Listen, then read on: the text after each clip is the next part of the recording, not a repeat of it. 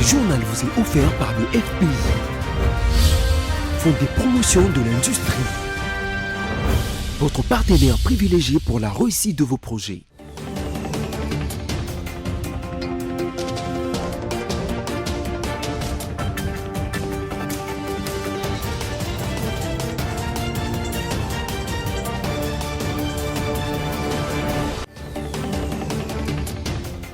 Bonsoir à tous, merci d'être avec nous pour cette session d'information dont voici les sommaires. Le rapporteur de la Chambre basse du Parlement a devant la presse ce mardi fait la restitution des activités parlementaires de la session de mars 2023. Le gouvernement provincial de Kinshasa a pris un certain nombre de mesures pour mettre fin à la recrudescence des cas d'enlèvement de passagers des taxis, taxibus et motos qui s'observent ces derniers jours dans la capitale. Encore une fois, bienvenue si vous nous rejoignez. Le rapporteur de la Chambre basse du Parlement a été ce mardi 27 juin 2023 devant la presse pour faire la restitution des activités parlementaires de la session de mars 2023. Au cours de cette session de mars, 31 plénières ont été convoquées et 26 projets votés. On l'écoute. Dans le cadre des activités législatives, au cours de cette session de mars, l'Assemblée nationale a convoqué 31 plénières, dont 26 ont été tenues effectivement, pendant lesquelles elle a voté 26 projets et 4 propositions de loi, répartis comme suit. 9 projets d'autorisation de ratification, un projet de loi portant habilitation du gouvernement portant sur 8 matières, 5 projets portant autorisation de la prorogation de l'état de siège, un projet de loi portant répartition des sièges, un projet de loi portant réserve de l'armée, un projet de loi portant sur les finances publiques, un projet de loi portant sur la réforme des procédures fiscales et 4 propositions de loi. Mesdames et messieurs, avant de clore mon propos, il y a lieu de souligner, dans le cadre du processus électoral en cours, l'Assemblée nationale s'est acquittée des lignes des exigences légales attendues par le peuple congolais. En l'occurrence, les annexes à la loi portant répartition des sièges par circonscription électorale pour les élections législatives, provinciales, municipales et locales, lesquelles sont déjà à la disposition de la CENI. Les climats des affaires dans ce journal, c'est avec l'annonce du début de la 2e édition de la conférence Risque Pays de demain, 28 juin 2023. Samy Bossongo nous en dit plus. C'est pour ce mercredi 28 juin 2023 que le ministre des Finances annonce la tenue de la 2e édition de la conférence Risque Pays sur le climat des affaires. Une année ne s'est pas écoulée entre la première édition et cette 2e, car la première édition de la conférence Risque Pays sur le climat des affaires en RDC s'était déroulée à Kinshasa le 29 septembre 2022. Il est à savoir que la conférence Risque Pays, CRP en sigle, est un concept introduit depuis 2017 par l'agence des notations panafricaines Bloomfield Investment Corporation. Le concept est de produire un rapport des risques pays qui établit la cartographie des risques d'un pays donné et lui octroie une note en prenant en compte l'environnement économique, social et politique. Notez par ailleurs que l'agence Bloomfield met en exergue non seulement les atouts, les opportunités et les forces du pays, mais également ses faiblesses et ses axes d'amélioration pour, in fine, donner une meilleure visibilité aux investisseurs et aux partenaires au développement. Et puis, toutes les communautés ituriennes doivent participer dans le processus de la pacification en appuyant les efforts de paix consentis par l'administration militaire de l'Ituri. Propos de la coordonnatrice et adjointe du mécanisme de suivi de l'accord cadre d'Addis Abeba au sortir d'une audience avec le lieutenant-général Luboya Kashama Johnny. Reportage. Julienne Lusenge, reçue par les gouverneurs militaires de l'Ituri, dans sa nouvelle casquette de coordonnatrice enjointe du mécanisme national des suivis de l'accord d'Addis Abeba. Une responsabilité qui implique beaucoup en termes d'engagement pour la paix en RDC. Ce sont des engagements signés au niveau national et qu'il y a 7 piliers sur lesquels le pays s'est engagé. La réforme de la justice, la réforme des services de sécurité, il y a la cohésion, la tolérance, la démocratie. Donc il y a plusieurs points. Et donc nous devons travailler sur ces points pour voir où est-ce que nous en sommes avec la réforme de la justice. Où est-ce que nous en sommes avec la réforme des services de sécurité. Où est-ce que nous en sommes avec la cohésion, la tolérance, la démocratie dans les communautés. Qu'est-ce que nous faisons pour que ça arrive à se réaliser? Sans surprise, les avancées significatives enregistrées sous état de siège en Ituri ont une fois de plus marqué le cœur de cette militante et artisan de la paix de première heure en province de l'Ituri. Les routes sont asphaltées, même jusque vers le bureau de Sofepadi là-bas. J'ai vu des routes asphaltées, il y a des avancées. Non, je pense qu'il faut quand même reconnaître. Il y a des gens, des bonnes volontés qui travaillent vraiment pour que ça change. Mais il y a l'ennemi aussi qui travaille pour détruire ce qui est en train d'être fait. Et c'est ça le mal. Et que la communauté doit dénoncer ces gens-là et les extirper dans les communautés. En toute objectivité, Madame Julienne Lusenge appelle tous les Ituriens à participer activement dans la recherche de la paix aux côtés de l'administration militaire. Il faut qu'on arrête. Il faut qu'on arrête. On ne peut pas continuer à faire la violence, à instrumentaliser les jeunes pour qu'ils continuent à faire. Il faut arrêter. Vous les jeunes, on est en train de gâcher votre avenir. Et leurs enfants étudient. Ils vont revenir pour diriger l'Ituri. Revenez, on va construire, on va avancer, on va faire le développement.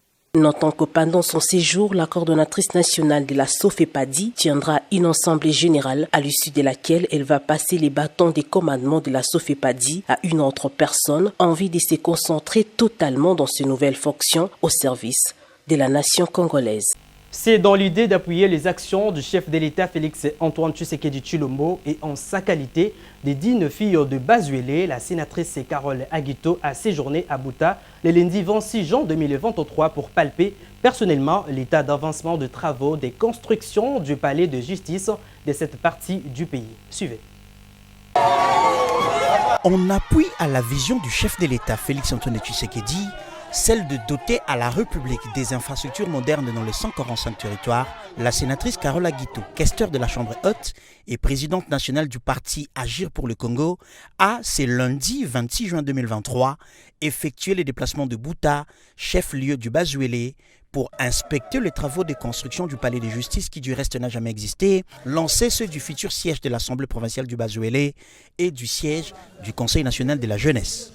L'œuvre que nous initions ici représente une contribution notable et efficiente à la matérialisation de la vision de son Excellence Monsieur le Président de la République, Félix-Antoine Tshisekedi Tshilombo, qui souligne que la jeunesse congolaise est la force motrice de notre pays. Dans son itinérance à travers la ville de Bouta, la sénatrice Carole Aguito Amela a échangé avec plusieurs communautés sur l'amour, le travail et le développement des devises chères à son parti, Agir pour le Congo, et a saisi l'occasion pour faire quelques dons afin de permettre aux différentes communautés locales de mieux organiser leurs activités productrices de revenus. Comme un vrai bras séculier de la vision du président de la République, Carole Aguito Amela a promis à sa base de revenir dans le prochain jour pour donner des orientations fermes quant au choix à opérer lors de la présidentielle de décembre 2023.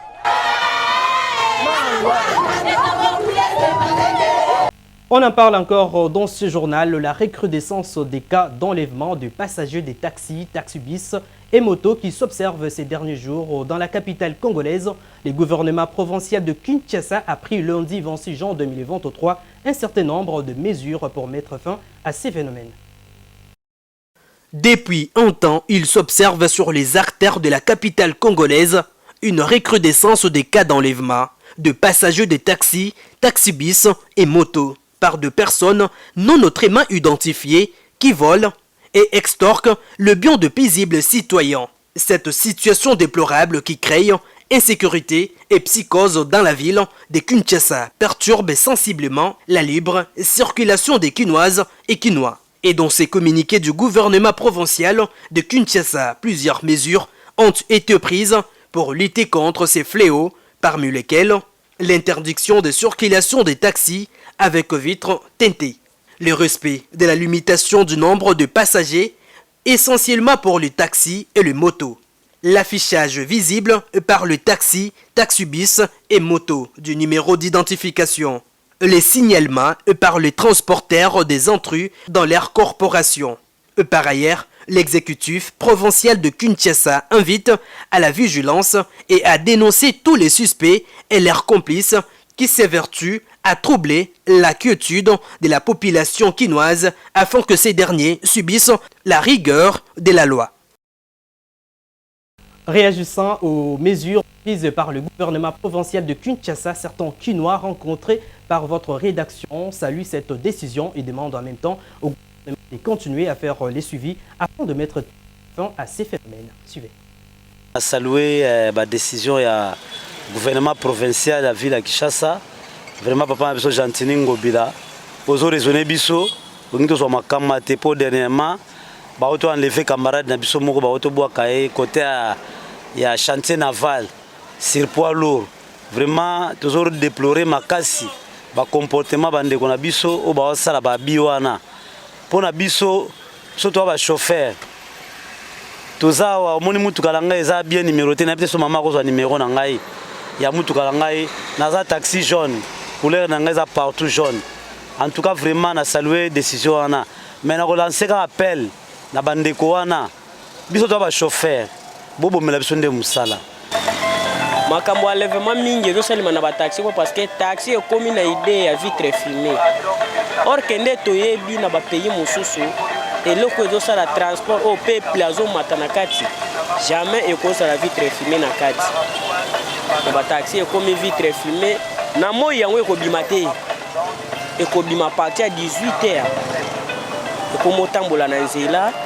Au mona kete ba o bazana kati ba bato bien. Njo ate bato mabe ba o alisa la enlèvement. Ah ba enlèvement il est tellement ébélé.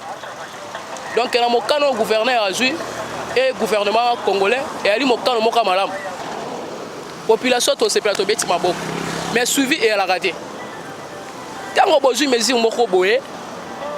Il faut qu'on lande lango. Bo lande lango tina suka. Mutu katanga tambola sa identité ali mabe. Parce que toi, comme on a kaba mitu comme sous certains individus, moko boye, mam sous qui moi na kingani, azu mutu kane abaché. Évoluant dans ce journal, ces derniers jours, il s'observe une instabilité du taux d'échange, principalement entre les dollars américains et les francs congolais. À cet effet, certaines personnes ont donné leur point de vue des Ginette Fika. C'est devenu comme une habitude ici à Kinshasa, la capitale de la République démocratique du Congo. Chaque jour, la parité franc-congolais dollar américain ne fait que varier au tableau des cambistes. Actuellement, les taux d'échange au marché varient entre 2380 et 2400 pour $1 américain. Sur terrain, la seule question qui s'y pose est celle de savoir ce qu'est devenu la promesse du gouvernement à ces sujets. Nous constatons que le taux de dollar est en train de grimper. Donc nous sommes à 24, mais bon, c'est comme si il n'a pas des inspecteurs économiques qui sont au terrain pour voir si le dollar est en train de grimper ou pas. Donc il doit prendre conscience que le dollar n'est pas au rendez-vous de baisse, n'est pas stable. Et il doit dire ça aux Congolais. Pourquoi ne pas dire la vérité aux Congolais? Parce que nous tous, nous le constatons. Chaque matin, le dollar ne fait que grimper. Et il doit dire que voilà, à la situation actuelle, vu la situation du pays, voilà. Là, nous serons conscients que oui, il est en train de dire la vérité. En fait, par contre, il faut pas y aller au Mikolo. Muto a bon ça que l'eau quoi la caractère. Tout ça on a pas ça la carabisoté. Dollar on est à 9200. Tire bando mata le comme nous 24000 pesos comme 24200. Oh ya zana souci à mboka à la kakamutute. Soki ba okisa dollar. Wala kile biso fani. Bino mo ba konti bo matango. Soko kita ne bo mo la kabiso. toza na souci so bakitisa bango bakitisi so pe bakitisa te to bandokendeka boye. Les cambistes, même pourtant présentés comme les bénéficiaires de cette situation, demandent au gouvernement de faire par tous les moyens pour chercher à stabiliser les taux d'échange en fixant un taux unique pour tous. Car, selon eux, la faute revient aux grossistes du franc congolais. Il faut d'abord commencer à contrôler là où on prend les francs. Il y a les grossistes, les bureaux d'échange, là où on prend les francs. Il faut d'abord commencer à surveiller ces gens-là, contrôler ces gens-là, de façon que babanda afficher les sous tona bangote. C'est ce qui crée ces mouvements. Parce que quand une personne se retrouve peut-être avec beaucoup de francs, à la recherche à dollars affichés, taux et lingui, ça va pousser aussi à l'autre de changer aussi les taux. Rappelons que, le 31 mai dernier, devant la presse, le vice-premier ministre, ministre de l'économie nationale Vital Kamerhe, déclarait que le taux d'échange était stable. Mais, dans leur vécu quotidien, les Congolais ne savent pas confirmer ces propos du VPM de l'économie. En dehors de nos frontières, après la rébellion du groupe Wagner, le président russe Vladimir Poutine s'est adressé pour la première fois à la nation russe lundi 26 juin 2023 au sujet de la rébellion dans son pays. Dans son allocution du 26 juin 2023, la première depuis la rébellion avortée de Wagner, Vladimir Poutine a parlé de cette rébellion, adressant des messages aux combattants de ce groupe et leur chef Evgeny Prigojine. Le chef du Kremlin a notamment dit, nous citons, « Dès les débuts des événements, sur mes instructions directes, des mesures ont été prises pour éviter de nombreuses effusions de sang. Cela a pris du temps, y compris pour donner à ceux qui ont commis une erreur une chance de réfléchir à nouveau. Mais c'est l'esprit patriotique des citoyens, la consolidation de toute la société russe qui a joué un rôle décisif ces jours-ci. » Fin des citations. Selon le président russe, l'Occident et l'Ukraine voulaient une issue fratricide à cette mutinerie. Au sujet des combattants de Wagner, Poutine leur a proposé de signer un contrat avec l'armée régulière, de rentrer dans leur famille et chez leurs proches, ou de partir en Biélorussie, pays allié où, selon Kremlin, leur patron Evgeny Prigojine doit s'exiler. Sachez que dans sa réaction à ces discours, le président américain Joe Biden a, à l'opposé de Poutine, assuré que les Occidentaux n'étaient pas impliqués et n'avaient rien à voir avec ces événements qualifiés de problèmes internes à la Russie.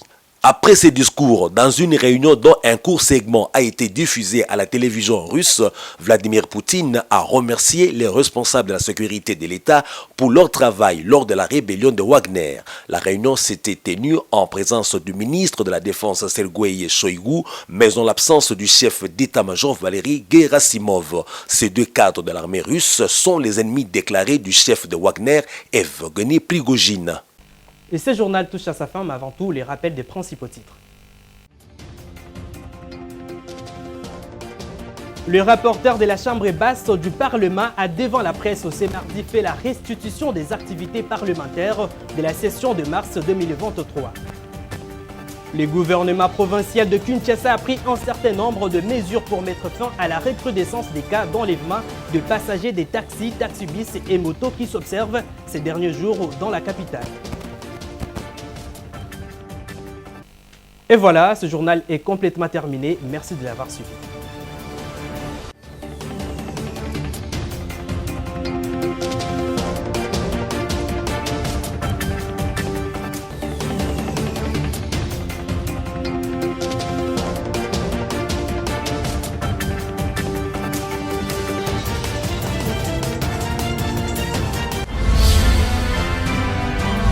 Ce journal vous a été offert par le FPI. Fonds des promotions de l'industrie. Votre partenaire privilégié pour la réussite de vos projets.